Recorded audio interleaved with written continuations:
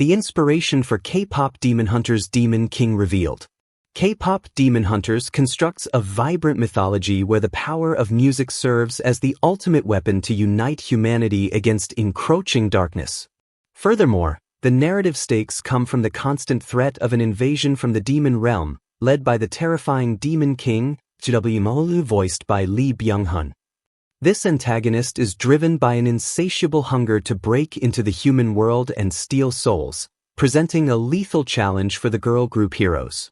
While the final version of the villain is incredibly memorable, the newly released art book for K-pop Demon Hunters reveals that the character almost took a completely different form. The art of K-pop Demon Hunters outlines the drastic evolution of GWIMA's persona during the development phase. Writer Danya Jimenez reveals that earlier drafts envisioned a more mortal version of the villain who simply wanted to be a performer, comparing him to, essentially, Mr. G from Summer Heights High, and all he wanted was to perform on stage as an idol.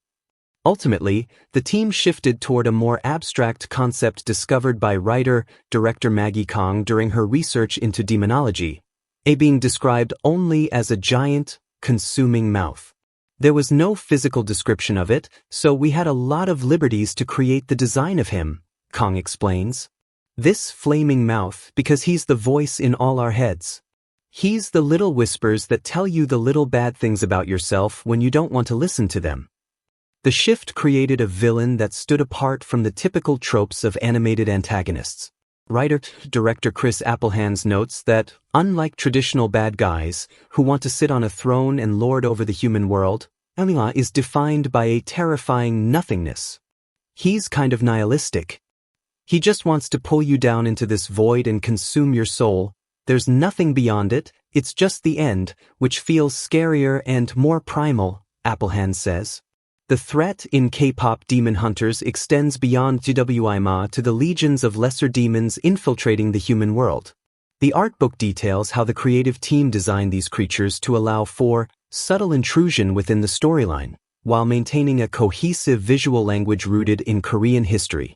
While the minions vary wildly in terms of size, limb count, and eyes, their general aesthetic is heavily inspired by Dakibi, the mischievous goblins of Korean folklore, mixed with the traditional colorful coloring known as danching. To ensure the demon army felt uniform despite their physical differences, the designers implemented specific recurring traits. The creatures consistently exhibit glowing golden eyes and unique, subdermal patterning. This skin texture, as the book reveals, echoes the shape language of the woodblock of Didongmyo-jido, a famous early map of Korea from the Joseon dynasty. This attention to cultural detail grounds the supernatural elements of the film, connecting the modern K-pop aesthetic back to the country's deep historical roots. K-pop Demon Hunters is currently streaming on Netflix. What do you think of the version of GWIMA that made it into the final cut of K-pop Demon Hunters?